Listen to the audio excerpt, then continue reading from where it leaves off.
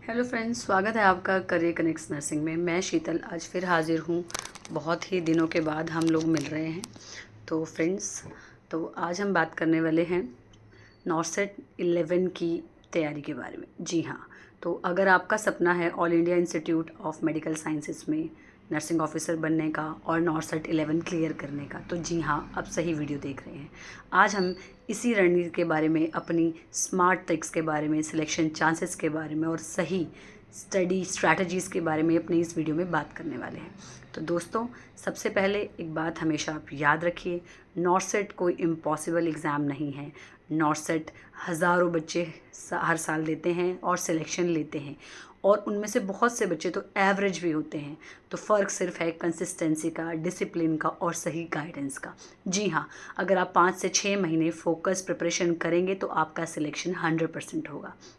तो चलिए नॉर्सेट 11 के एग्ज़ाम को समझते हैं। सबसे पहले एग्ज़ाम का पैटर्न समझना बहुत ज़रूरी है। नर्सिंग जो नॉर्सेट 11 एग्ज़ाम है या कोई भी नॉर्सेट एग्ज़ाम, ये बेसिकली नर्सिंग एग्ज़ाम नहीं है। इसमें साथ में जीके, रीजनिंग, मैथ्स और इंग्लिश भी आती है। ये एक कंप्यूटर बेस्ड एग्ज़ाम है जिसमें स्पीड और स्ट्रैटेजी होना बहुत ज़्यादा ज़रूरी है। तो एग्ज़ाम में सबसे पहले आप नर्सिंग पर जो सब्जेक्ट्स हैं वो आते हैं, देन जो है आपके बाकी सब्जेक्ट्स इसमें आते हैं। तो इसके लिए जो ये एम्स है, ये कंसेप्चुअल क्वेश्चंस करता है, तो जिसके लिए आपको जो है कंसेप्ट्स क्लियर होना बहुत ज़रूरी है। तो इसकी जो है प्रिपरेशन स्ट्रैटेजी जो है, हम उसके बारे में जो है आज बात करने वाले हैं। तो बहुत सारे स्टूडेंट्स जो हैं शुरुआत में 10-10 किताबें ख़रीद लेते हैं, कंफ्यूज हो जाते हैं, जो है बहुत अजीब सा इन्वायरमेंट क्रिएट कर लेते हैं। तो सबसे पहले आपको क्या करना है, एक बड़ा ही अच्छे से इन्वायरमेंट क्रिएट करना है। आपको फेजेस में पढ़ाई करनी है। तो फेज़ 1 में आप क्या करेंगे, लगभग 2 महीने अपना जो है कंसेप्ट बिल्डिंग करेंगे, अपने बेसिक्स को मजबूत करेंगे, कोई स्टैंडर्ड बुक से अपने नोट्स पढ़िए, शॉर्ट नोट्स पढ़िए।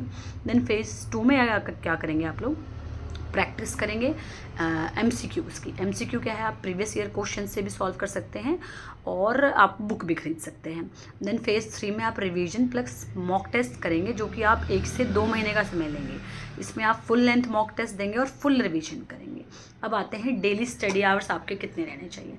तो सब पूछते हैं कितने घंटे पढ़ें तो हमारा सिलेक्शन हो जाए, कितने, ऐसा कोई लिमिटेड नहीं है या फिर अनलिमिटेड नहीं है। बहुत सारे बच्चे हैं, अगर आप खाली हैं, आप घर पे रहते तो आप 8 से 10 घंटे दे सकते हैं। अगर आप एक वर्किंग नर्स है और इंटर्नशिप वगैरह कर रहे हैं तो आप 4 से 6 घंटे दे सकते हैं कंसिस्टेंटली। लेकिन मैटर ये करता है कि आपने क्वालिटी स्टडी कितनी की। ज़्यादा आर्ट्स स्टडी करने से सिलेक्शन नहीं होगा, आपने क्वालिटी स्टडी क्या की। इसके लिए जो है आपको एक आइडल शेड्यूल का होना बहुत ज़रूरी है। आइडल शेड्यूल के लिए सबसे पहले आप मॉर्निंग में उठिए, कंसेप्ट पढ़िए, देन जो है अपना आफ्टरनून में आप कंसेप्ट्स क्लियर कीजिए, रिवीजन कीजिए इवनिंग तक। देन नाइट में जो है आप शॉर्ट नोट्स या पीवाईक्यूज यूज़ कर सकते हो। तो ऐसे एक पूरा एक शेड्यूल जो है आपको बना के चलना। कोशिश कीजिए हर 50 से 60 मिनट पे आप एक 10 मिनट का ब्रेक लीजिए, कंसेंट जो है अपना खाना वाना खाइए, वॉशरूम वगैरह जाइए, ऐसे करते रहिए। देन सब्जेक्ट वाइज स्ट्रैटेजी बहुत ज़रूरी है। सबसे पहले जो है मेडिकल सर्जिकल नर्सिंग, सबसे ज़्यादा क्वेश्चन इसी सब्जेक्ट से आते हैं। तो इसके बहुत सारे इंपॉर्टेंट जो हैं आपके टॉपिक्स हैं जिनको आपको कवर करना बहुत ज़रूरी है। जैसे कार्डियोवैस्कुलर सिस्टम है, रेस्पिरेटरी डिसऑर्डर्स और न्यूरोलॉजी है, रीनल डिसऑर्डर्स हैं, लाइक बर्न्स है, शॉक है।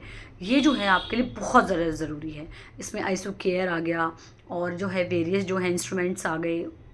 तो इनको आपको जो है ओटी वगैरह का जो है जो भी इसके अंदर आता है वो सब जो है अच्छे से क्लियर कर लेना। देन आता है स्ट्रैटेजी। फिर इसमें आप कंसेप्ट्स प्लस क्लिनिकल अंडरस्टैंडिंग पर फोकस कीजिए, सिर्फ डेफिनेशन मत पढ़िए, क्लिनिकली उसको प्रैक्टिस भी कीजिए, ठीक है। देन आता है फार्माकोलॉजी। फार्माकोलॉजी के लिए आपको drug classification, nursing responsibilities, adverse reactions, ये सब पता होना बहुत ज़रूरी है। आप इसको प्लीज़ डेली 1 घंटा दीजिए। उसमें आप ड्रग्स के चार्ट बनाइए, कोई डायग्राम्स बनाइए, उससे आप याद कीजिए, इससे आपको बहुत मदद मिलेगी। देन आता है नेक्स्ट सब्जेक्ट हमारा ओबीजी, यानी कि ऑब्स एंड गायनेकोलॉजी। इसमें बहुत सारे सब्जेक्ट बहुत इंपॉर्टेंट है, जैसे stages of labour, Apgar score, PPH, eclampsia, family planning. ये क्या है, एक स्कोरिंग सब्जेक्ट है, इससे बहुत सारे क्वेश्चंस पुटअप होते हैं। इसका ज़्यादा से ज़्यादा रिवीजन करना बहुत ज़रूरी है। देन हमारा नेक्स्ट सब्जेक्ट आता है पीडियाट्रिक नर्सिंग। इसमें हम क्या कर सकते हैं, इसमें जो वैक्सीनेशन शेड्यूल है वो सबसे ज़्यादा इंपॉर्टेंट है। ग्रोथ एंड डेवलपमेंट जो माइलस्टोन्स वगैरह आते हैं, रिपीटेडली क्वेश्चंस हर साल ज़रूर होते हैं। इसमें क्या कीजिए, आप एक चार्ट बनाइए, इम्यूनाइजेशन शेड्यूल का, माइलस्टोन्स का, और उसको रट लीजिए अच्छे से। देन आता है community health nursing. Community health nursing के बहुत बहुत इंपॉर्टेंट टॉपिक्स हैं, लाइक नेशनल हेल्थ प्रोग्राम्स, जैसे TB control program, leprosy control programs, अगर आपको सभी पता होना चाहिए। इनमें जो भी अल्ट्रेशंस हुई हैं वो सब पता होना चाहिए। इसमें वैक्सीन्स आती हैं, उनका कोल्ड चेन आता है, एपिडेमियोलॉजी, प्राइमरी हेल्थ केयर, इन पे क्वेश्चंस बहुत ज़्यादा हैं जो है हर साल रिपीटेडली पूछे जाते हैं। देन आता है आपका स्कोरिंग कहाँ से खींचता है, north set mental health nursing से। इसमें आप थेराप्यूटिक कंडीशंस और कम्युनिकेशंस जो होती हैं, और आपके mental disorders, defence mechanism, psychiatric drugs, इसमें जो है फ्रिक्वेंटली आपके क्वेश्चंस आते हैं। देन आता है हमारा नॉन नर्सिंग सब्जेक्ट। इसमें क्या है, नॉन नर्सिंग सब्जेक्ट्स में आप हमें इन्हें इग्नोर नहीं कर सकते, क्योंकि ये जो है सिलेक्शन का और रिजेक्शन का फ़र्क बना देते हैं। आपका जो सिलेक्शन है, रिजेक्शन है, वो इसी पे होता है। नर्सिंग तो हम सब कर लेते हैं, पर जो नॉन नर्सिंग से पेपर लेना बहुत ज़रूरी है। इंग्लिश के लिए आप जो है डेली न्यूज़पेपर पढ़ सकते हैं, वोकैबुलरी इंप्रूव कर सकते हैं, और रीजनिंग के लिए आप डेली प्रैक्टिस करिए, पज़ल और कोडिंग डिकोडिंग करिए। जीके, करंट अफेयर्स के लिए आप लास्ट 6 मंथ्स की करंट अफेयर रिवाइज़ कीजिए। जो जो नई हेल्थ स्कीम्स आई हैं गवर्नमेंट ने, जो जो प्रोग्राम्स इंपॉर्टेंट हैं, सब एक बार रिवाइज़ कीजिए, फिर उनको दोबारा जो है प्रैक्टिस कीजिए। इसके लिए अब जो है हम नेक्स्ट टॉपिक पे बात करने वाले हैं, वो है नॉर्थ सेट 11 में बेस्ट बुक्स कौन सी हो सकती है। तो नर्सिंग सब्जेक्ट्स की या फाउंडेशन की हो सकती है पॉटर्स एंड पेरी की बुक्स जो हमारी है। मेडिकल सर्जिकल नर्सिंग के लिए the most famous Brunner's and Siddharth हमारी जो बुक है। फार्माकोलॉजी के लिए आप केडी त्रिपाठी जी की बुक ले सकते हैं। ओबीजी के लिए आप डीसी दत्ता को प्रेफर कर सकते हैं। पीडियाट्रिक नर्सिंग के लिए आप पारुल दत्ता ले सकते हैं।